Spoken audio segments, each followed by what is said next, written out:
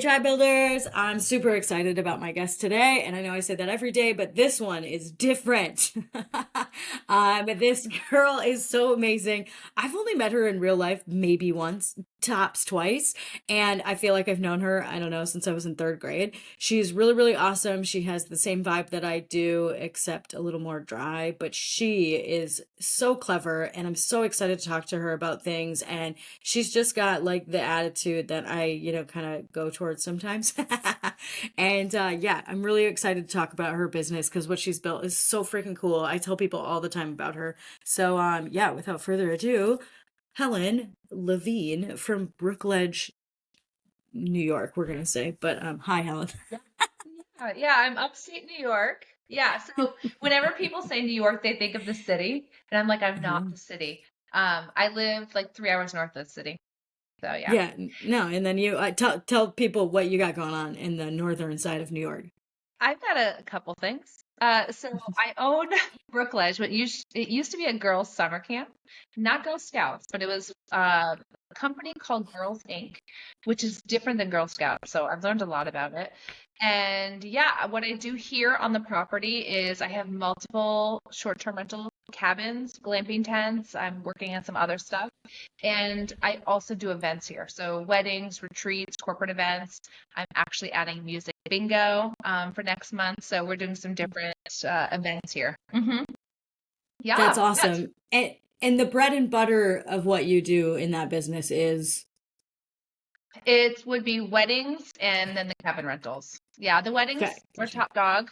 And then it would go the retreats and corporate events. And then after that, I fill in my gaps with cabin rentals. So this weekend is actually, we don't have a wedding this weekend. We do have a fireman's party on Sunday. My bartenders were fighting for that one. They're like, we'll work the fireman's party. Um, but yeah, so I have all the cabins, like we just have cabin rentals going on this week, which is great because I don't have to stress if we don't have anything booked because we'll book it with the stays. Yeah, absolutely. And how big is this property? 60 acres. Gotcha. So like it's Yeah. scattered among the 60 acres and then there's lots of wood Yeah. and Yeah. pond. It's funny because it's 60 acres, but really all the cabins and the pavilions and the spaces are within, I'd say 15 acres. So there is a lot of untouched land, and I do have trails and walking spaces, but there is potential for it to grow and I can keep building. I have one spot on the property that goes up about another 500 feet and you can see the Vermont mountains. It's like a really cool hike, but I do it with my golf cart or my car. And I just drive up because there's like an old logging trail there. So I actually, you're gonna laugh. I've never told anybody this, but we take my SUV and we throw the photographer, the coordinator, whoever is working in the trunk of the SUV. Bride and groom sit in the back, and we off-road and bring them to the very top so they can get the pictures. Yeah. That's fantastic. Yeah. And I'll be It's a honest, not surprising. it's a lot of Just fun. It's a lot of fun. And off-roading. my couples love it, and the pictures are like out of this world. Last weekend we had a wedding, and when they went up there, they saw two baby deer. So they were taking pictures, and there was like baby deer like watching. So it was really cool.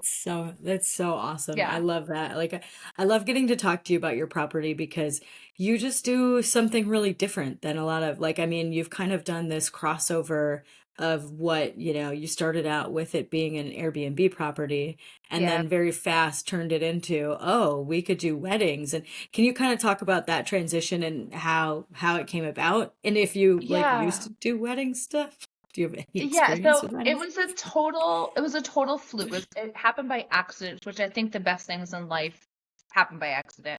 I was actually a teacher. I don't know if I talked to you about this in my previous life, but I was a teacher. I taught second and third grade for 17 years. And my specialty in the teaching world was working with children that experienced either trauma in their lives or had challenging times in school. I was the teacher that was able to connect with them. I did crazy things, like I would teach on roller skates and do whatever I could to get them engaged. After 17 years of doing that, I realized that the teaching world wasn't for me anymore and I would need to do something different. So I was going to become a realtor. So I got my real estate license. I've never sold a single thing. What happened was I I went on realtor.com or Zillow, one of those, and I was trying to learn more about the properties in our area because I'd never sold a house. And I saw that Brookledge was for sale. And at the time it was called Camp Brookledge. And it was under contract to, I think it was a company out in New Jersey was going to buy it and turn it into an RV park. The town hated that idea, but it stayed under contract for a year. During that time, my husband and I at the time we're no longer married, but he knew the ladies that owned it. So he would message them every month and say, hey, did the deal fall through? Eventually it did, and we bought it. And I had no plans. I had no idea what I was going to do with it. I just loved the idea of living in a summer camp in the woods. So we sold our house and we moved to summer camp. And we lived in the nurse's office. It had no running water, and we used the bathhouse. So I didn't know what I was going to do with the property. I did envision that I was going to turn the cabins and do Airbnb because that was like, I mean, this is during COVID. So Airbnb was pretty big during that time. So I was like, okay, I'll do some Airbnb, and I had no idea what I was doing. And then how did I get into what? Oh, I got into weddings because one of the teachers I worked with, her daughter was getting married and she wanted to get married outdoors and wanted some kind of like woodsy vibe wedding. And so she came, was like, hey, can we get married? And I'm like, really? I'm like, what? And I ended up booking that wedding. It was like, looking back on it now, she got such a deal. But I ended up booking that wedding. And so I started renovating things, knowing that she was going to get married, but I never thought it would become what it is now. I thought I would do like a few weddings a year and we would do mostly the Airbnb stuff. And then when I found out how much I could make with weddings and renting out the cabins, I pivoted more towards that. So for the most part now, I'd say we do weddings from May to October. I do them every week. We have a wedding or an event here for the most part. And then the short-term rental stuff fills in all the gaps. I close November 1st and then I reopen April 1st. So April and the outlier months are when I also fill up my weekends for the short-term rental things. So do your short-term rent, like, I mean, the cabins close on November 1st as well? You like are Yeah. done renting to people for the year? Yeah, I did so this will be my first winter that I'm closed. I used to stay open, and what I've decided is when I stay open, I don't give myself a break. So November 1st, I'm going to close. I and part of it too is I have to lower my prices so much because it's wintertime. It's not a busy season, it's off season. And I live on the side of a mountain. So the snow is a lot. And it was built as a summer camp. So I'm always fighting to keep the pipes from freezing. It's just financially, like when you crunch the numbers, it's not worth it. So I'm going to close completely. And then I will, like I do my plowing. I'm in my tractor in the wintertime. I do the plowing. And so I'll continue that because we have to do tours. For those of you who are in the Oh, wedding wedding business, tours. Yeah. yeah, because most of people get engaged between November and New Year's. Like over half of couples get engaged that time. So we book for like the next year, pretty much out by March. So they Oh. come, yeah, we do like a little virtual video because they're seeing it in the snow. So I send them like a YouTube video. They come and look at like two of the cabins that are open and then they book. So right now we're booking for 2027. So that's the cool thing too about weddings is we book so far out. So we already know like we're good to go for next year. So that's really cool that you book out that far. So, but I do want to ask you some questions around that because Yeah. I always think like I only open up my calendar for my short-term rentals 6 months because I don't know what the heck is happening in 6 months. I don't know if I'm going to sell. Like, I don't actually think I'm going to sell properties or anything, but I also think about pricing. Right now, like if somebody were to book out that far and we don't know what's going on with the economy and stuff like that. So I just think of, oh, am I all of a sudden going to have all kinds of cancellations? So I just personally opt not to open that far. But how do you deal with? I mean, I've had these conversations with you. I know what your weddings used to cost. You just said like the first wedding you ever booked was they got a smoking deal, and now you know that you can charge X amount. But what about that? Like, are you looking that far out that you already know? Well, my price is already raised next year for X amount. Like what does that look like? Yeah. So the thing with weddings that's different with short-term rentals, we advertise. So we have Airbnb, we advertise on our social media, we advertise on our marketing email list. Weddings, the Airbnb for weddings is the Knot, the Wedding Wire, Zola. They have those. They're super pricey. Like to advertise for the year, you're talking like 12,000 to be on the Knot, the Wedding Wire.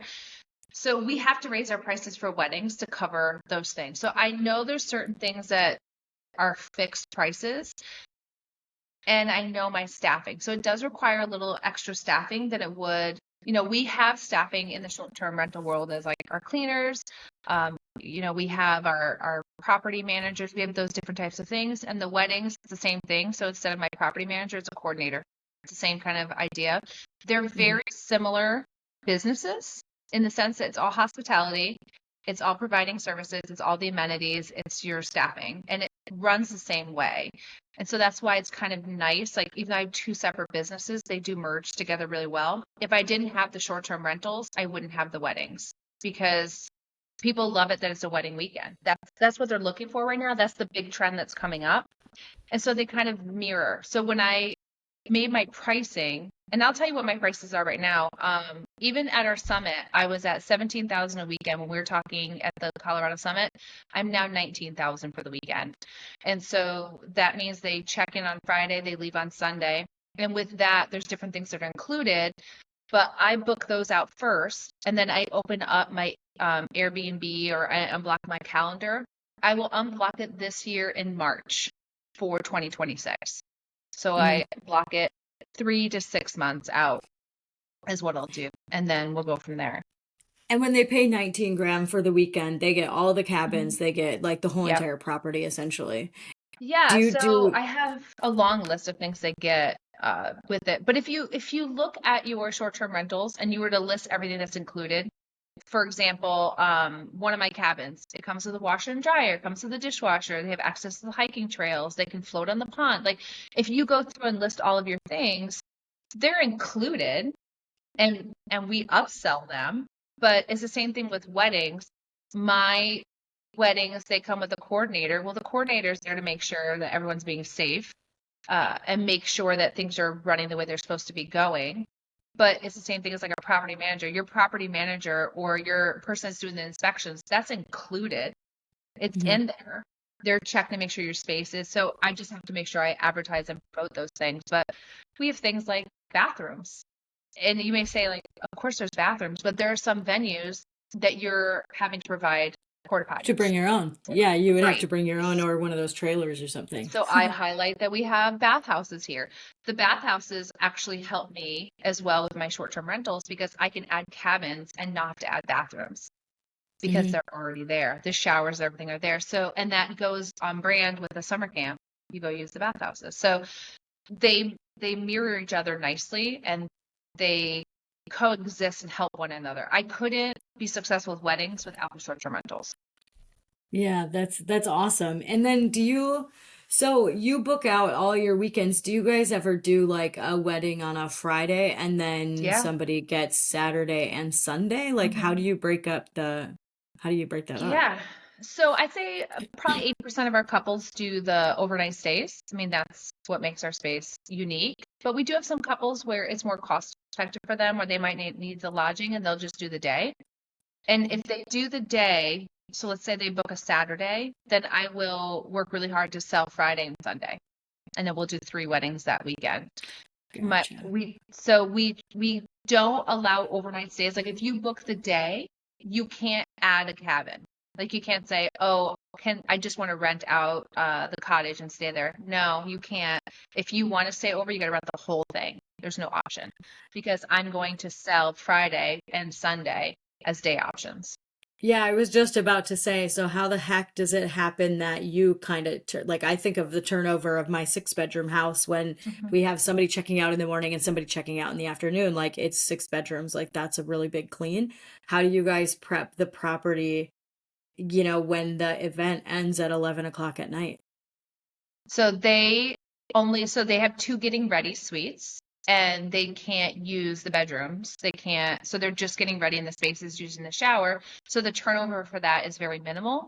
And Mhm. it's just basically dusting, vacuuming, and cleaning the space. So they're not doing beds and all that. What So about the that's property why. itself, though? Because you still kind of have to turn over the property when you just had, 50 people Yeah. here, whatever the capacity is. So we have the coordinator and we have what's called shift three. Shift three is basically would be the cleaner for short-term rentals, is the cleaner of the events. So during the event, they're making sure the garbage is taken care of. They're making sure that the garbage is picked up throughout the event. The coordinator and shift three and the two bartenders all have their end of the night checklists. And so the whole event area is cleaned within an hour after the event is done. And they don't have any issues. Like, I just think of like a summer camp, and I'm just like, well, what about the garbage you can't see because there's no lights There is lights though. Justin from on the Greece would be property and very stuff? happy. Yeah, he'd be so happy to know I have adequate lighting. So for the most part, people stay in the same spaces, and people Gotcha. are very, okay, I don't want to say predictable, but they definitely have a pattern of what they do. So they tend to leave garbage by the bathhouses. They tend to leave garbage around the bar. They tend to leave garbage around the reception spaces in the parking lot. So we know on Hmm. our checklist that we check those main spaces, and for the most part, that's taken care of. That's But it's awesome. the same, like in your house, those spots that are going to be messy, I can list them and they're going to be the same for yours. The kitchen is going to be a mess. The bathrooms are going to be a mess. And then you always look around the bed because that's where they always like drop things. So you have your common spaces that you know that you want to get to. Check. It's the same exact thing. So Helen, I keep thinking about, so did did you know, like you were a teacher. You're talking about that, and it doesn't mean you didn't friggin' know some things, but you've had to learn some shit. Like you didn't know, oh my God, if I have three weddings, that means I have three weddings worth of garbage.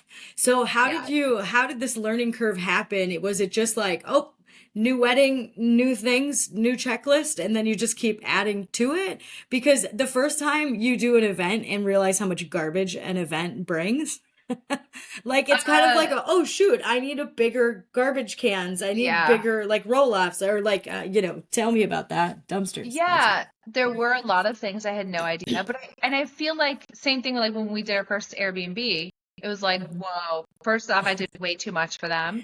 Second, um, I mean, I did so much. Like I even made campfires for people. I don't know what I was thinking. And also like I wasn't prepared for the laundry and the different things like that. Weddings, it's every two weddings fills the dumpster. So I know So on that a I weekend though bring, that you have three, what do you guys do then? Because you like still had the third wedding. you ready? Oh So we take my no. tractor. My tractor has a big bucket on it, and I go over and we smush it with the Oh tractor. yeah, my parents do that all the time. I grew up on a farm. Like it's when Yeah. it's So full we and it's only smush full it. once a month. Gotcha. Yeah. So we smush it, and then every other week we have it emptied. If I know I'm going to have more than three events going on that week, then I'll get an extra dumpster empty. Dropped off or But something. yeah, But it's but still for a the most portion part, I of did smush it. coordination. Yeah. So it's a Yeah. portion of coordination. Like, do you do all of that kind of stuff? Because I would consider that a version of operations. So this is just like who fills in for you when you need to go somewhere for 2 weeks, and we know there's four weddings, or do you not go because there's four weddings and your business keeps you in quite a bit? Like, what does that look like? So right now I am slowly building my boundaries. You'd be so proud of me. I'm slowly building my boundaries and I'm at the point now where we are making enough profit that we can add more staffing. And so there's that weird spot when you've started a business where you're really busy, but you don't have the cash flow yet to staff it the way you need. And now we're at that point that I can add the staffing that I need. We now have two and a half coordinators. We have a third coordinator that fills in as necessary because we all have lives. And that allows me now to step away. I actually last weekend, yeah, it was last weekend, I went to a concert during a wedding. I went to see Everclear. Do Do you remember So Everclear from yes, of course. Yes, Yeah. right? Yeah. Buy me a new So life. Like, obviously. yeah. Yeah. So I went, it was a tiny concert in Saratoga in an old church that somebody had converted into an event space. I was like, I this is love that. amazing.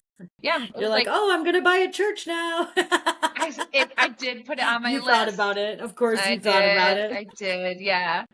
But yeah, so that's the thing. I'm in the process now of being able to step away on certain things, but we just added the bar. So I now added the bar. So we do the bar packaging for the events. And that is very new at the moment. So I'm staying back and helping, and my focus is on that. So my coordination team is running all the weddings. If I don't go to the weddings, it's fine. Like they don't need me. But right now the bar still kind of needs me a little bit. So we're working on like, okay, I'm gonna give you an example. So we're learning all new things about bar, right? We've got the weddings down, now we're going to the bar. When the ceremony is done, you have 150 people. This is what happened a few weeks ago. You have 150 people that come up and they all want mixed drinks during cocktails. Immediately. Yep. So we had made pictures of the signature drinks, like the special drinks. Hmm. The pictures we made were not big enough. And so we have these water canisters that we have set up so people can just get water, lemonade, help themselves. And my one bartender's like, it'd be great if we had these for the signature drink. So all we have to do is put it like Yeah. cup underneath. And I was like, you know what? That's an easy fix. And so as we're doing it, we're learning these little things. I bought an ice machine. It's not making enough ice for what we need. So now I'm going to get a different setup for the ice. So they're all the same. They all have their systems, their routines. And once you get those going and you have your SOPs in place and your checklists going, it's all the same thing. It's just Hmm. instead of it being beds, it's now ice and buckup. You know what I mean? So it's all the same kind of thing. Instead of your guest relaxing, your guest is walking down the aisle. But they all do the same kind of processes. And I think people think of weddings and they're like, oh my gosh, all the drama. The drama is only if you want it to be. It doesn't have to be. And my couples, when they come, if I have a bride and groom who are touring the property and like there's 3 red flags. If I hear the 3 red flags, I will say no, even if they want to book. And we've just learned like we only have so many weekends. And if we're going to spend a whole weekend with you, we Uh-huh. have to like want to be the whole weekend with you. You're going to ask me what the 3 red Of flags course. are. What are the red flags? Helen, you're Okay. not. No. So the You first have red to. flag is if they talk about alcohol a lot.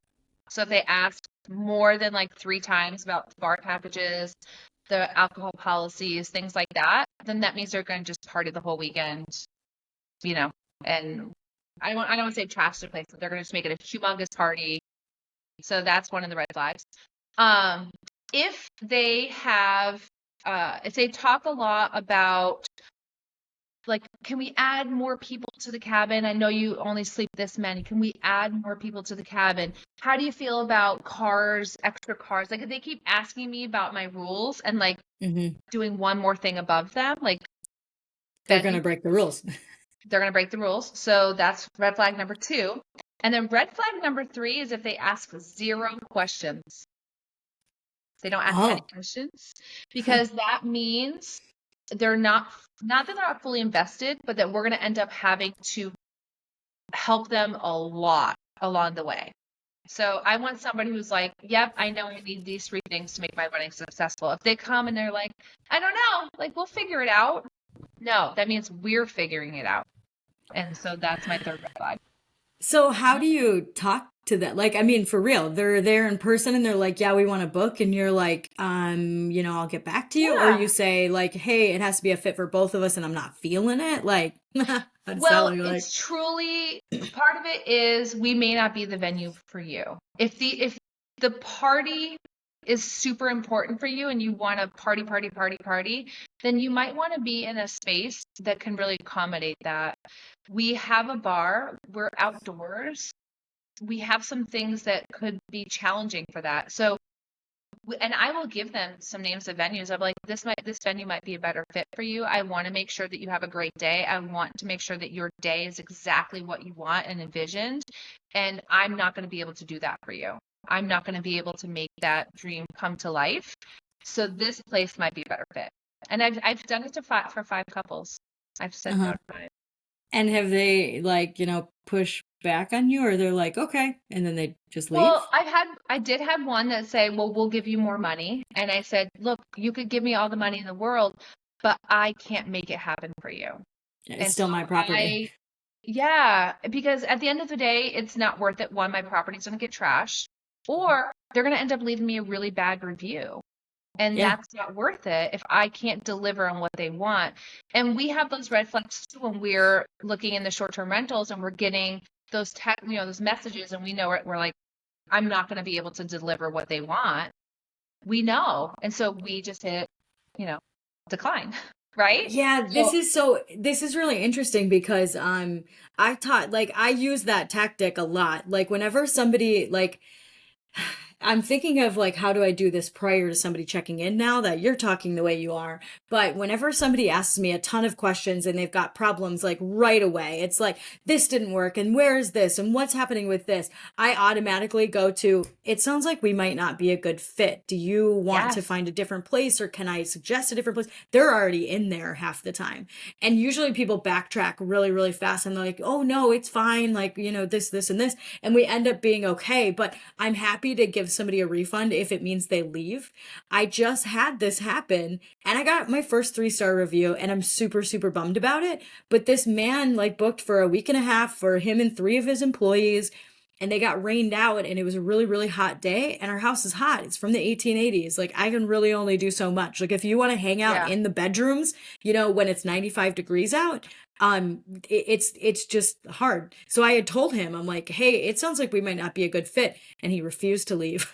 And damn it, I got a three oh, star and I'm still pissed about it because I'm like, I can't, like, the house was built in the 1880s. Like, do I want to spend $15,000 on like attempting to do A, B, C, D, and new windows, new insulation? Like, they're gonna have to pop holes in. Like, I mean, it's not for worth it. for one Yeah, person who is really really annoyed by it, I don't know that's a reality. So it's interesting to hear you yeah, talk about, you know, we just get this buy-in, and I don't know how. I mean, I already do this with my short-term rentals. Like, when somebody books, I have a list of you have to agree to our house rules in writing. And then that's when all the questions come. They're like, hey, it kind of looks like I'm not allowed to invite anybody over. And I'm like, no, you kind of aren't. Like, this is the house. This is for the people sleeping. And it's interesting though, because the people that will give some feedback, it's about like, well, who are you inviting over? Because do you already have 12 people and you want to invite 8 more? Like, no, you can't do that. Like our houses they don't accommodate. It's not safe. I have neighbors, like I have parking to worry about. But if 3 people are checking into a house for 8 and you want to have a couple over because they literally like you're booking this house because they live across the street, yes, you should totally have them over. I just want to know about it. So I yeah, try to set the tone with the rules to say like these are the things, and the amount of people that tell me what they're going to do is like right away. They like I already set the expectation like you can't you don't have to not do all of this. You have to tell me about it. And that's the whole yeah, point. Because then you get yeah, to throw in it sounds like we might not be a good fit for you. Do, do, do, do, do, yeah. do, do. And I want to be a good fit for everybody, but I'm not. I'm not. If you are telling me about your ball gown and your stiletto heels, and Oh, yeah, that's that's not not going to gonna be good on our it's not rocks. gonna work. It's not gonna work in the woods. It's just not.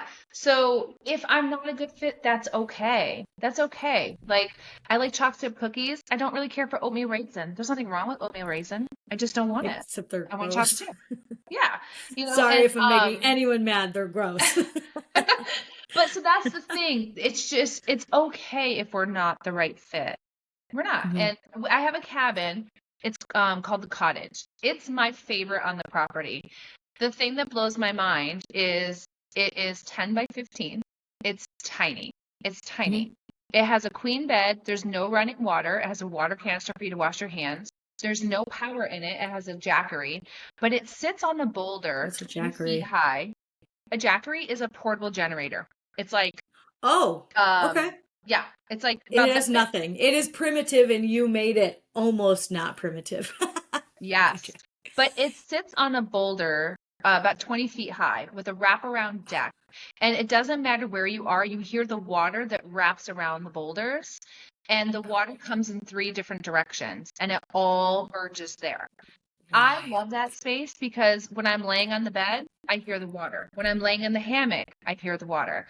Wherever you are, you completely disconnect there. Now, I Hmm. had a couple check in this week and they were like, Helen, this place is tiny. Yes, on the listing, it tells you the dimensions of the cabin. However, they didn't see that. And they're like, there's no air conditioning. No, because remember in the description, it said that there was no power. So obviously, there's no air conditioning in there. So they are upset. I happen to have another building that does have all those things. And so I was able to move them, but they were not the right fit for that cabin. Hmm. Now that cabin has gone viral on Instagram. We have that cabin's booked all the time because Hmm. people who want that, it's hard to find, but it's Yeah, not it's for an everybody. experience. It's an It's an experience. Like, and you're experience, showing but up for it's an experience. yes, and it's not for everybody. And that's the cabin that I want to stay at on the property. It because I want to disconnect from everything. I don't want these screens. I don't want people finding me. That's the cabin I go to. But if you want AC, if you want a hot shower, that's not your building. That's Uh-huh. not the one. You need to take the Lodge or Noble House or one of the other ones. And so that's the thing. You just have to find the people that fit in the right spaces in the right spot. And I think like Yeah. you being all about your tribe, I think that's the same thing. Like your tribe is the people that fit in the spaces that are part of the tribe. Because I, yes, I love the cottage. I don't want the cottage every day. Like I Mhm. also want the other amenities. I need a mix. And I feel like my circle of people all have those types of things. Like you are my cottage person. Like I could bring you to the cottage and we could sit on the back deck and be fine. But we know some of these people like Jody from Hospital Host, love her. I didn't put Jody in the cottage when she visited me. I put her in Noble House. It has air conditioning, has Wi-Fi. Like she needs those things, right? And I'm going to go Uh-huh. hang out with Jody in Noble House. So it's just finding your right. It's like finding your It's really people and funny. where they go. So Hmm. it's just like Rose. I'm putting her in the lodge. Love Rose. Yeah, yeah, yeah. Yeah, I think that's a really funny way to talk about it because it's totally true. There's like certain people that show up, at least in my tribes, for certain reasons. Like I talk to yeah, my short-term rental friends every day because I have a short-term rental and that's a lot of my business. But then I also talk to people I used to work at CBRE. I still hang out with them. I still talk to them and it's, they're corporate real estate people. So a completely different conversation than a short-term rental conversation. yeah, And then yeah, and then I have my woo-woo friends and they don't know anything about real estate. They don't know anything about short-term rentals or corporate real estate and it's not an interesting topic for them, but we get to talk about a lot of other weird stuff and UFOs and oracle uh-huh. cards and things like that. And it's like there's different crossovers. So it's interesting to hear it in that context because it's totally true. Um, so I want to ask you a little bit more about showing up. So I know the version of Helen that I know is jeans. Usually there's some heels of some kind, but they're like boots heels. There's Yeah. usually a sweater, like that kind of feels like an MO for you. How do you like I think of the wedding industry and I think of I'm sorry for anybody that's like this. It's totally cool. There's a reason that we are such a diverse culture in the world because everybody gets to show up differently. But I think of, dresses, potentially stilettos, and Mhm. pearls. How do you show up to things? Because you are now in the wedding industry. Like I know that that's where you're Yeah. at, even though you're like camping wedding in a way. So how Mhm. does that intersect with your world? So I'm in multiple worlds, right? So I'm in the short-term rental world where I wear my blue jeans and you guys appreciate like my funky sweaters. And then I go to the wedding world where they I wouldn't say that they don't appreciate it. It's not the custom, it's not the norm. And so I will try to elevate my outfit with like a unique piece, but I do have my four dresses that I rotate now when I have to go to these functions. And I do have my outfits that I wear for my tours with the couples, but they're not name brand. You know, they are still me in a different way. It's like the cottage with the jackery. You know what I mean? Like if the Gotcha. jackery wasn't there, like it's that little oomph, that energy, that power. And so that's the same thing now. So when I go to the weddings, or like wedding events and networking, I do try to wear like my nicer shoes. I do wear my nicer outfits. I do make sure my hair and makeup are done. But I will show up to an event and it's my STR outfit, my Airbnb outfits, and they're like, "What are you doing?" But all these Mhm. people come talk to me because they're like, "What are you doing?" And then we How have did you show up conversation. differently? You told me about an event before we hopped on the call, and that's the reason that I want you to say about that because it's an event where people in the wedding industry, again, they're wearing black pants or black dresses and things like that, and they're dressed up that way. Mhm. You showed up in a completely different way. Tell me about it. Yeah. It was cold. I didn't feel like changing. So I had my tan sweater with black skulls on it. And the skulls are like the size of a volleyball. Like they're these huge, it's obvious. Like here she comes with her skulls. I had my black pants on and I had floral boots, like very embroidered, colorful boots.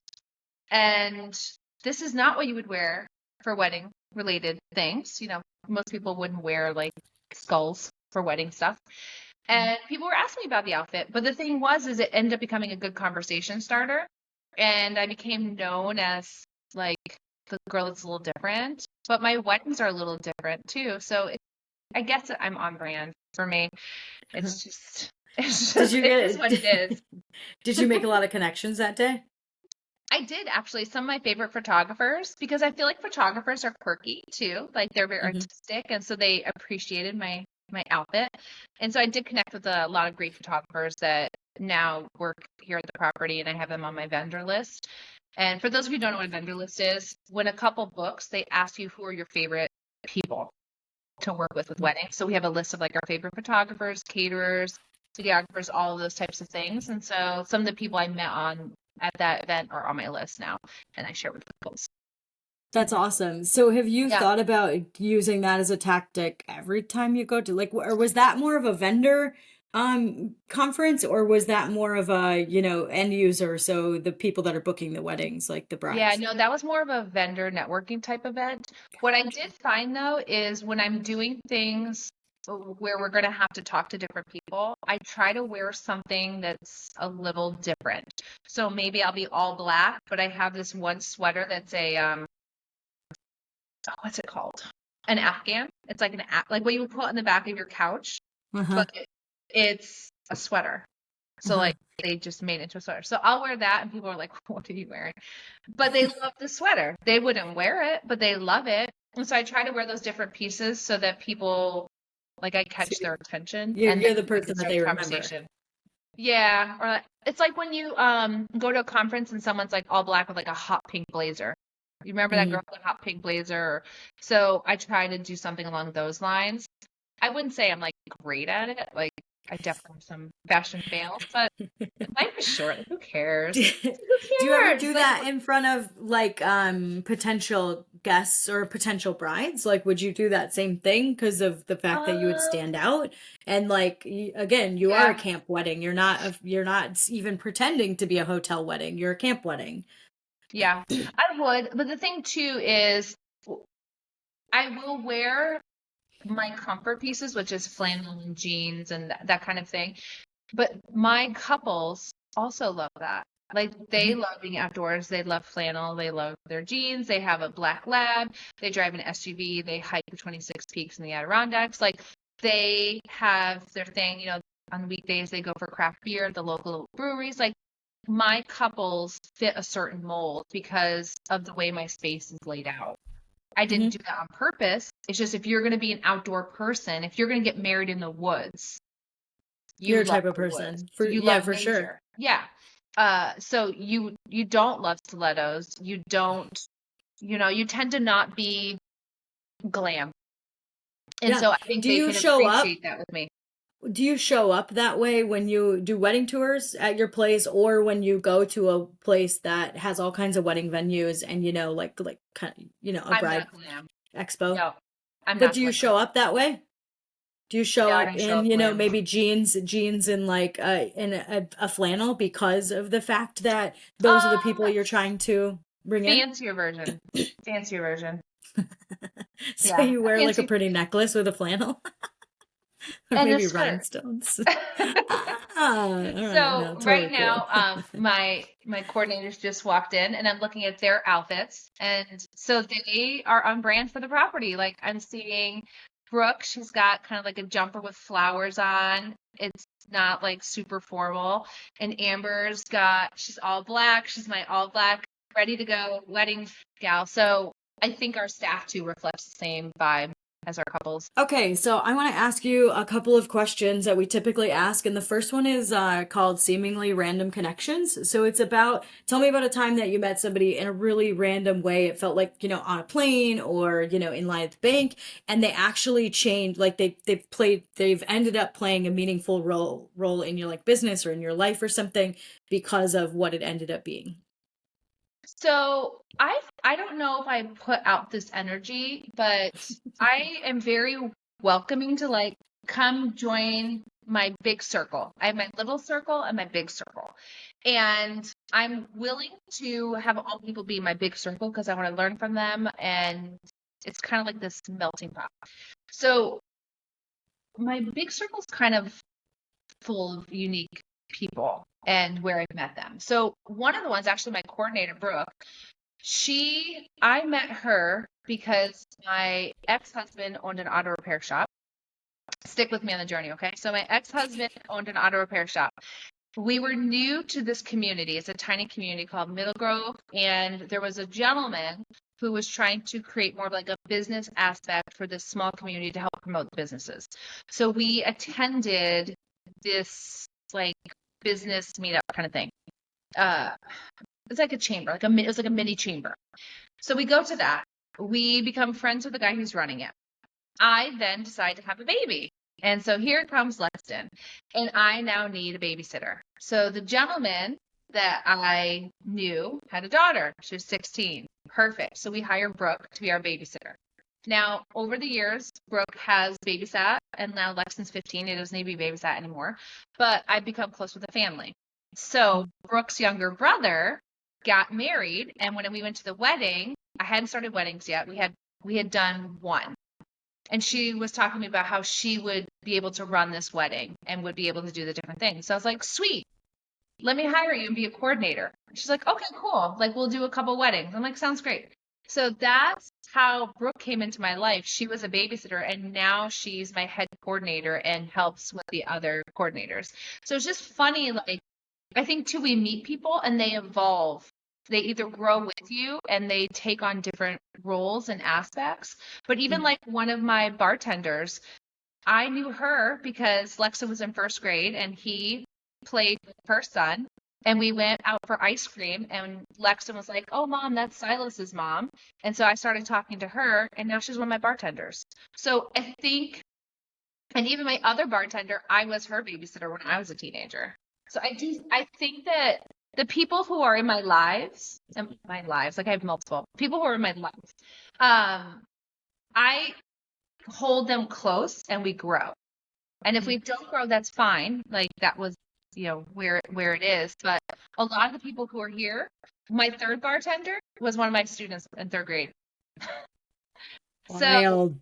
yeah, isn't that crazy? So a lot of the people that are in my life have been in my life for a really long time. One of my people who are cleaning here, I've known her since fifth grade. So a lot of my tribe has been with me through the journey, and we've stuck together. So sorry to say, Tanya, like you're in it with me. Like You don't you have to don't know what you're going to apologize. be doing, but we're going to be doing something. But yeah, so that my people tend to be people that were in a different area of my life and have stayed. I don't know if that like makes sense or if that's No, I think that's really cool. No, it's absolutely valid. Like the kinds of people, like I grew up in a super small town. Like I graduated with 50 people. There's only a few thousand people in my town. It's very close knit. And now that I do the real estate stuff that I do, the kinds of people that come out of the woodwork because I'm saying what I'm doing, because I'm telling, yeah. like, and what I do is not for everybody. Like, not everybody wants to show up on social media the way maybe I do, the way that I talk, the way that I'm like, this is how it is when we flipped houses, whatever. And I think it's interesting because that tiny town, the people that have come out of the woodwork that I now talk about real estate with, because they don't have anybody else to talk about real estate with, like, or it's just not a top, Mhm. and some of them just don't care, which is completely fine. But it's so different than, what they otherwise would talk about in a small town. So, and they come out of the woodwork because I'm saying the stuff that I'm doing, the stuff that I'm excited about, and I get a text or an email from somebody from back home, and it's really fun for me because I've known them forever and I didn't know, or like becoming an adult and realizing, oh, you have like a whole portfolio. And then there's one guy that I mean, they have hundreds of houses. Like and he doesn't really like to talk about real estate, but I make him every time I'm around him. Mhm. I'm like, you're talking about real estate because I'm talking to you about it. But it's so interesting because we all grow up in different ways and think of those things in different ways, that it's like, Yeah. oh, yeah, well, he's just a contractor. No, he's not just a contractor. He happens to be a contractor, but really he's a real estate investor and he's built this huge portfolio. And now that's actually what he does. That's how he has so much money and so much. He's built like a huge, thing. And but it's all because, like, I would never have guessed that kind of stuff when I was growing up, that was going to be. So the kinds of connections you can make, you're right, with people from, I call them back home. So anybody from back home, it's like, oh, this is really, really neat. You get to have, and you never know how people are going to do that. Like, you don't Mhm. think of, and now that I do business stuff, I also think of people differently. Like, I Yeah. never thought of the people that own the local gas station or the local car wash or the local electrical company. Like, I never thought about them. I'm just like, they just have a business. Like, I don't understand Yeah. that. And now I look at them and I'm like, oh my gosh, can we talk? Like, what do you do about Yeah. this for accounting? And what do you do about this? And I'm so much more impressed by people, because the people that I grew up with that had businesses still have businesses. And having a Yeah. business for 30 or 40 years is a pretty big deal. I mean, whether or not you're profitable, completely different conversation, but actually watching people do that and knowing the stress that you can go through, and those people, I grew up with their kids, and like thinking about, wow, like they really, I mean, they fed their family on this. They grew up, like, I mean, they did all these things, and it's not for the faint of heart. So I look at people differently from, other portions of my life that I never would have thought of. And I think too, when we talk to people who are not in our industry, like when people are like, oh, what do you do? It's like, oh, I live in a summer camp and I do weddings and cabin rentals. And we're like, what? Um, What? and it makes it easy. I mean, it's kind of ridiculous when you think about it. Yes, It it really is. is. But when I talk to people about it, they ask questions. You're an amazing question asker, by the way. Thanks. And I also, it then makes me start to ask them questions and learn about them. And so it's easy for me, I feel, because like I'm a talker, I think it's easy to kind of meet those people, but I put myself out there. I do. I do Hmm. go to events and I do go to things and I try to get to know as many people as I can, good and bad. Not everybody is a chocolate chip cookie. Some people are oatmeal cookies, but it's just not for me, right? Um, it's true Yes. though. There's a quote. I think it is uh what was her name? I forget her name, but she said you could be the juiciest, sweetest, ripest peach in the world, and some people just don't love peaches. They're never gonna love And a there's peach, nothing wrong regardless. with that. Yeah, Hmm. for me it's chocolate chip cookies. I'm not really a peach girl either. But it's finding your people. And I knew the moment I've met you twice. Twice in person. The first time I met you was through Thanks for yeah, visiting. Yeah. thanks for visiting group. And then I met you in person because you were with the group in Nashville at the STR Web Conference. Oh yeah, you were at Yep. SCR Wealth Conference. Yep. And I met you at the party. They were doing like a welcome party. And you were with your tribe. I hadn't infiltrated your life at that point. I just didn't know, like we knew each other. And then for some reason we ended up, I think because of that, because we knew each other from the hosting business group, you ended up staying in the Airbnb in Colorado. Was that because of me? Yeah. Did I rope you in there? It was Or either was you it or through Jody. I mean, Jody? both of you did. I just know when I got Yeah. there, I was like, oh, this is great. I know Helen. And then that was it. We spent all night chatting in the kitchen.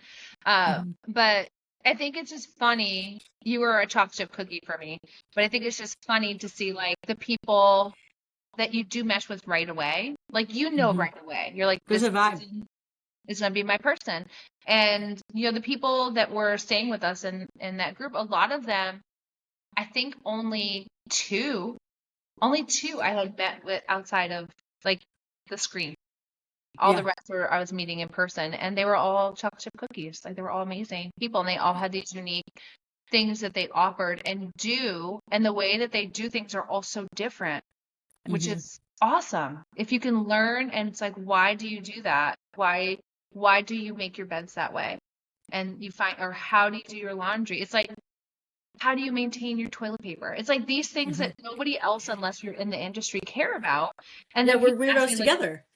we're weirdos. And it's like, why do you do weddings? And when I say, well, I do weddings because I am able to maximize the property and turn a profit, then they're Hmm. like, okay, well then maybe I could do weddings too. And you can.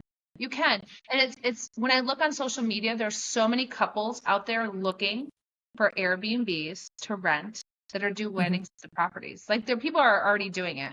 So as hosts, we need to maximize on that. Yeah, when you can embrace it and just make money off of it. Like and making sure they're also doing it safely. Like Yeah. if you don't allow them and they just do it anyways. Like I've got host friends that, they'll have stories or all of a sudden a neighbor calls and they're like, "Why are there so many cars next door?" And they find out this person's having a wedding and didn't say anything. Why not just Mhm. already make it that it is a possibility and that it's safe, Yeah. that and they're not tearing up your lawn and like, things like that. Because there is an intense wear and tear on a property, Yeah. unless you have it set up for that. But that's the thing. That's the reason that people charge more for weddings. It's not just Yeah. because it's a wedding. It's because there's a very real, we have to get rid of this. We have to like care about our lawn where everybody's going to park. What if it rains that day? Now we're literally tearing up the lawn, not just driving on it. It's wet, Yeah. so now it's bad. And like, where's everyone going to sit? And if there's a view, is it a safe view? Like, can we put chairs there? Like, there's a lot of logistics there that people think about. And I know some people get mad that people charge so much for weddings, but it's like they're actually taking on a different risk. And if you have a property Yeah. that can do it, why not do it just in a safe way and ensure that it's, insured and regulated appropriately. Like if your county Yeah. cares, you do, like whether you like regulations or not, they're there and they're there for a reason Yeah. in some cases. So you should do it in a safe way. And people think, when I think of weddings, I think of the 100, 200, group people. There Hmm. is a huge market for couples who are just wanting them and their like five closest people, and the wedding is under Hmm. 10 people. There's a big Yeah. market for that. And so if you are willing, like you don't want to have all the cars in your parking lot, you're not parking lot, but your parking spaces, then you're the elopement place. You're Hmm. the micro wedding place. And the problem is I can't be the elopement and micro wedding place because I am such a big space. And Hmm. I think the smallest wedding we did here was 30 people. That's a pricey wedding per person if you're only renting it out and having 30 people. So most people aren't going to do that. They're going to try Hmm. to find something else. And most wedding venues are not going to accommodate anything under a certain amount of people. So they're trying to find Airbnbs so they can have their 10-person, 20-person wedding. And if you have that house that accommodates those people, I mean, you know this because you've seen my talks at summits and stuff. My space is rocks and trees and benches. Like it's not this like $1 million mansion space. It's Hmm. truly I've taken nature, I've polished it and embraced it, and I've made it accessible for people, is what I've done. Hmm. If your space has a view, then you can do a micro wedding. They just need Hmm. two, three pretty pictures that they want, and then they want to Yeah. celebrate with their family and their loved ones. I know you're thinking about my You rocks. just I bring in a tell rock. people, I just bring in a rock. That's all you got to do is just bring in a rock, guys. Like, just make sure it's a big one, but just like big bring it rock. in and take a picture in front of it. And if your property has mushrooms, oh, you don't Oh, even know how great it's going to be. Helen has actually sold a wedding because of the mushrooms on the property that she I have, has. yeah. I saw that the girl had a tattoo on her leg of mushrooms, and I pointed out my mushrooms when we were walking because I have really rare mushrooms here. I have jack-o'-lantern mushrooms, which glow in the dark. I mean, that's pretty cool. That's pretty Yeah, cool. there's a lot of really weird and pretty things on your family. There are, and I'm probably the weirdest thing here. But yeah, so it's finding your thing. And so I think people shouldn't be afraid of weddings. They think of the bridezillas, they think of all the crazy stuff. But there's people who are just amazing that want to get married and have their favorite people there, and they don't want all the hoopla. They just want Yeah. to get married. They want to hang out. They want to put on their comfy clothes after. They just want Hmm. those things. And if we are not, as businesses, pivoting and welcoming them, then we're Hmm. missing out on an opportunity. And it's interesting because I hear both sides, like the wedding world. So the wedding industry right now, what was big 10, 15 years ago were barn weddings. Hmm. Sorry if I'm getting off topic. We're barn weddings. The problem is now is couples want wedding weekends, and those barns don't have lodging. So now they're trying to be in the short-term rental world and try to find ways to add lodging to the property, but they don't know how to do that. And so Uh-huh. they seek me out of how do I add lodging to this so that I can have a wedding weekend. And then I have people who have lodging and they're like, Helen, how do I incorporate weddings? I have this big property. I can sleep 25 people. How do I bring a wedding here? And so I'm Hmm. on both sides because I know how to do both of those things and bring them together. But it's interesting because the barn venues are trying to pivot and stay relevant. And Airbnb, like a lot of things gone down. And so we're trying to also stay relevant. And so it's just interesting to see these two worlds kind of come together. Yeah, I think people want different things. I mean, every generation wants different things. Like Yeah. how we got married. I've been married for 10 or 15, I don't know how many years. I've been married for a little while. And You but should it's know this different. answer. Off You the should top of know. my head, I know that's it's pretty wild. I just don't remember what year I got married in. I remember the day, April 5th is when I got married. Okay. I know we definitely have celebrated 10 years. I think we're at like 12 or something. I know when we met. That's fine. We've been together 17 years. That's more important number for me, I Yeah. guess. But Yeah. the weddings, like you're right. I've been to a lot of weddings since I met my husband. Like when we first met, we were going to 10 weddings a year, probably for the first 8 years of being together because of the amount of people I know and things like that. And I've been to a lot of different weddings, hotel weddings, destination weddings, barn weddings, Hmm. shed weddings. Like there's so many ways to do it. And I think pivoting with what is, and especially for your area, like in my area, there's actually the 4-H building is where a ton of people get married because it's huge. And I've Yep. been to all kinds of 800-person weddings. Like it's wild. People don't know why they do it, but I've been to them because that's where I grew up. 2, 3, 400, 500-person weddings is pretty normal.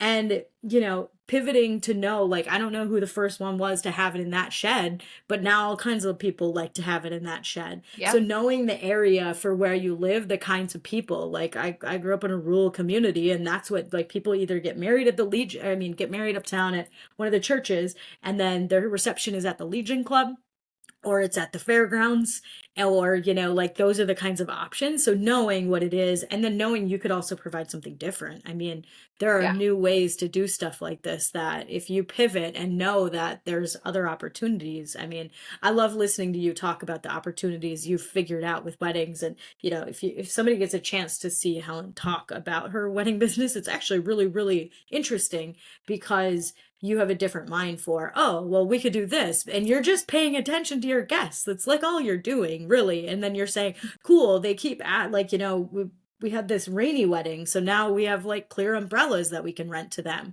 And then, like, oh, everybody's got to buy all these stupid candles. Like, who the heck wants to buy 800 candles? Well, Helen wants to buy them and then she wants to just rent them back to the guests because they don't want to buy them. They don't want to spend $800 on it, but they'll spend $400 on it so that they don't have to worry about them. And I think just paying attention to the details is one of your strong suits, is doing that, Thanks. pivoting, putting it on a list. Like I can tell that's the thing. That's one of the things for you, which is great.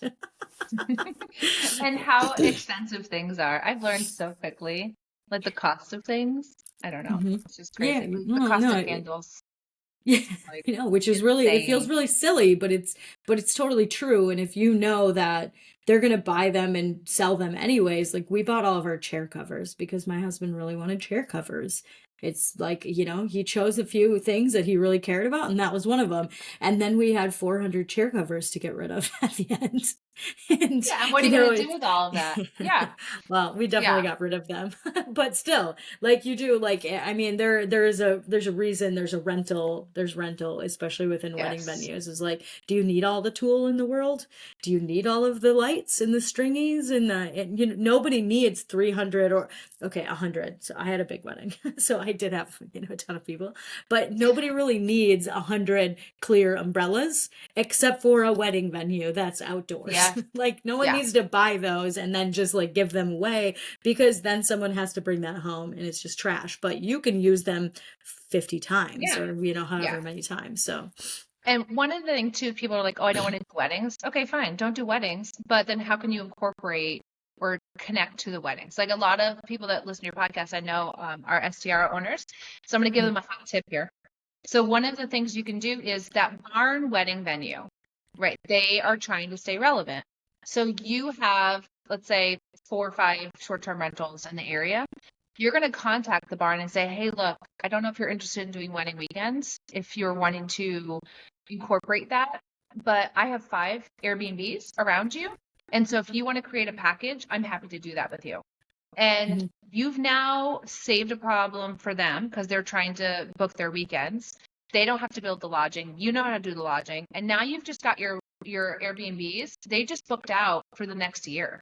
And now mhm, you don't need to do as much advertising because they're booked out way in advance. So now you're just filling in your gaps.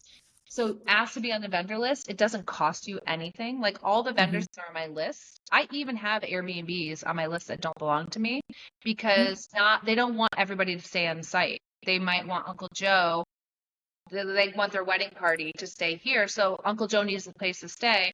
And so they give that Airbnb listing to them. So those people get free advertising with me. So that's one way you can just like hop on their vendor list. yeah, absolutely. I think that's a really good tip. I feel like I'm always talking about stuff like this on how do you cross, you know, we have a lot of Mhm. funerals. I know it's really strange, but it's not strange. We have a very specific, you know, group of humans that live in Minnesota and their population celebrates funerals for like a week. So and we're really Yeah. close to a lot of those and they bring in their whole family and they hang out for the whole week and you know collaborating with funeral homes essentially. I know Yeah. again it's kind of weird It's but the it doesn't same matter. thing. We know that that's who's showing up. So how do we accommodate that version of, you know, who's Yeah, around? and that's So when you go to all the funeral homes and you give them, your information and you leave them your pamphlets and say, here, if there's anybody who needs a place to stay, mhm. please give them our information. And Yeah. businesses want to do that. They want to connect with other local businesses. They want to be able to provide answers. So give them the information so that they can use you as the way to solve a problem for their couples because it makes them look better. It Good. makes them look like they It know what they're does. going, what they're doing. And same thing like we with short-term rentals are like, what restaurant should I go to? What is there things to do? I want to be able to give them a list of great places to visit, Hmm. do those things. And so that's another way that we're connecting with our community, our tribe. It's like the business owner connection. And for you, it's funeral homes. I mean, it's Great. you know what it is though? It's still a celebration. We had Hmm. a celebration of life here that we did. We welcomed it. It's another way people coming together, It's part of life. loving one another. It's all part of that. So Yeah, yeah, I agree with you. absolutely. Okay, so last question is what would you say to someone doing it alone? Like if someone's listening right now and they're building their business and they kind of feel like they're in a vacuum and they don't have any support or peers, what should they do? All What right, so we're gonna advice get do you real here. Uh, so I started this business married, and then I wasn't. So I started this with a partner. We were doing it together. And then, so we bought this in 2021. 2023, we were no longer together. Now, it wasn't the business's fault, but businesses are tough to run with a significant other. So I was now by myself trying to figure have? out how I was going to do this. I did rely heavily on my people. And at first, I went kind of dark and kept my like little tight circle. So I relied a lot on my parents. Shout out to my parents. They saved the day.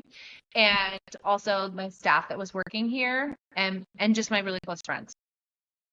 Once I decided that I was going to continue doing this, I knew I needed to branch out.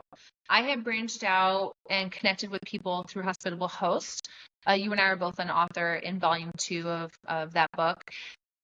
And I had connected with some people that were going through similar things that I was going through. So the people that were close to me were not going through that. So they weren't running a business all of a sudden by themselves, but they were like, keep going, Helen, like you got this. But I needed the person who did it and was like, yep, this is the first thing you're going to do. I needed that. And so I found that through Hospitable Hosts. And that is what helped me get out of that dark spot that I could keep going. So Hmm. for me, that was the big piece.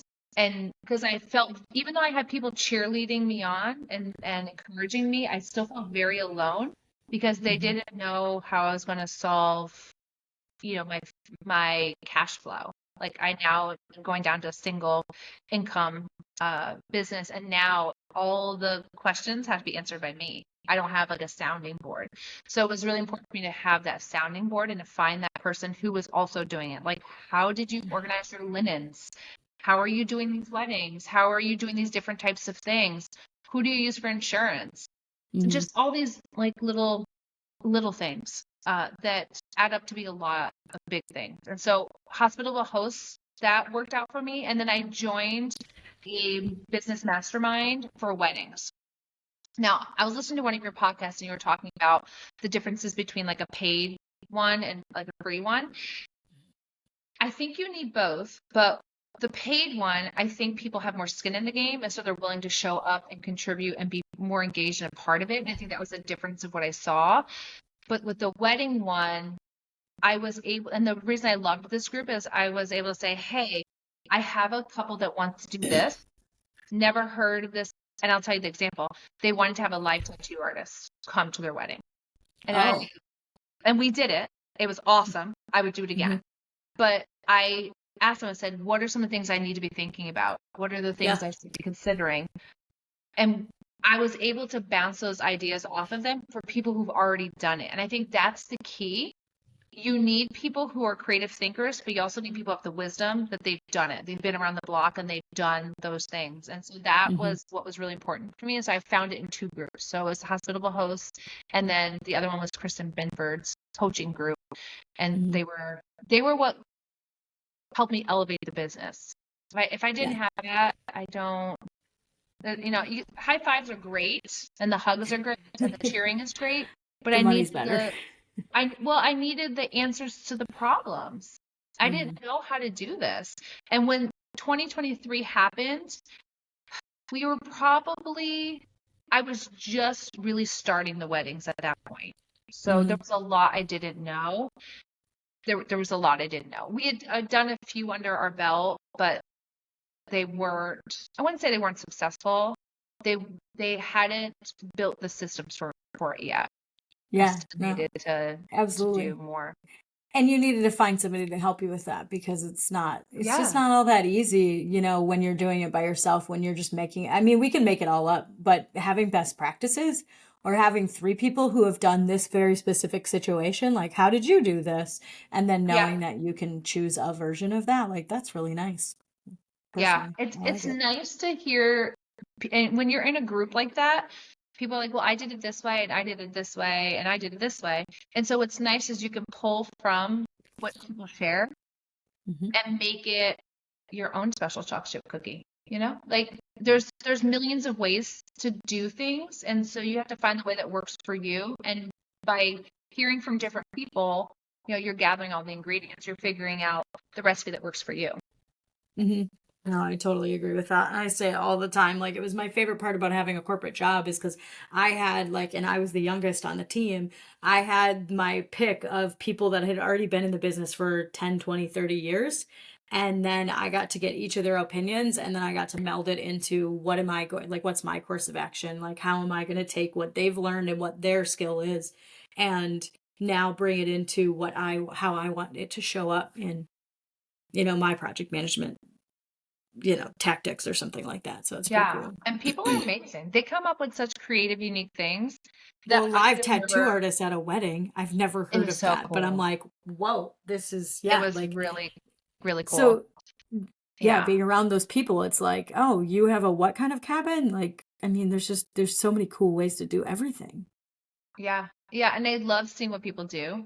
I'm such a, it's the right word.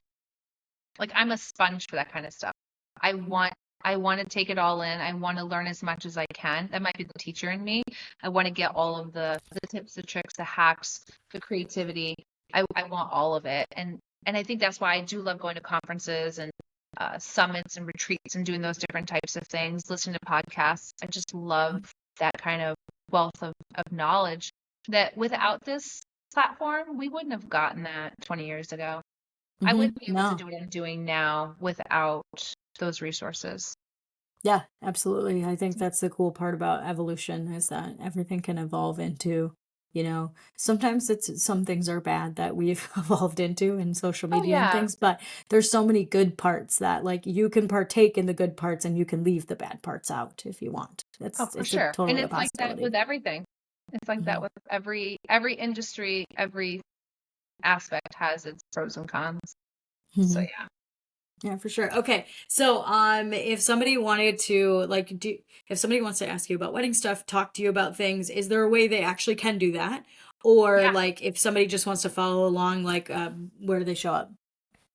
So yeah, so I am pretty active on social media. So Brookledge NY. And the reason it's NY is because if you just do Brookledge, you get a horse transportation company. So if you want to connect with me, make sure you get the NY. That is all things wedding cabin. If you want the behind the scenes stuff, I do have one, Helen Lavigne. I'm going to be changing it right now, so it will be Helen Lavigne. Right now it's Wed in Bed, so if you can't find me, go to Wed in Bed. But it's where I do the behind the scenes stuff. So for example, I bought a bus. And so that is so you'll find like the ridiculous stuff that I'm doing. The I jumped the golf cart the other day because we have to have fun on the property. But then I also had to dig. The pavilion was getting water, so we dug out trenches and put in like a French drain. Didn't know what a French drain was until I bought Brookledge. But now I have 3 French drains on the property. So yeah, that's like the behind the scenes stuff. So if you wanna, the Brookledge is where you see the pretty things, and then the Mhm. behind the scenes stuff is there. It's Wed in Bed right now, but I'm changing it to Helen Levine. Okay. Because somebody said they didn't like Wed in Bed, and I thought about it, and I think it's catchy, but they don't like it. So follow me at Brookledge NY. Okay. You'll find me there. Yeah. And they could reach out to you if they had questions about weddings and Oh my stuff like gosh, that. absolutely. Yeah, I've connected with some really cool people that way. They've reached out and they're like, "Hey, I have this property here and we have 2 cabins. Can I do this on it?" And I'll at least give you some guidance and direct you to finding the answers because every state, every county is different. Mhm. Actually, where I live, there's no zoning, which is pretty crazy. So I just had to deal with the planning board in the county, but Mhm. every state is different. So I can at least guide you as to where you should find the answers. Awesome. Okay, Helen, thank you very much for the more than hour of awesome because, I knew this was going to happen. I love getting to connect with you is always really, really fun and joyous for me. So this was the best way to, have something happen today. So thanks for the time. I appreciate it. Of course, of course. Thank you for having me. Yeah, bye guys. If you liked this episode, give us a 5-star review. If you feel like it was less than 5 stars, then move on with your day. Don't give people 4 stars. It's not very fun for anybody. No. And then if you also thought of anybody when you heard this, definitely send that to them so that they have more resources. Like, I'm all about connecting in any way, shape, or form, and send this to somebody that could use it. I've already thought of at least 4 people I'm going to send this to be like, hey, I'm like, even before we put the recording out, I'm like, you have to listen to this like today. So yeah. So if you loved it, make sure you give some love to Helen. Okay. So thanks, guys. Have a great day.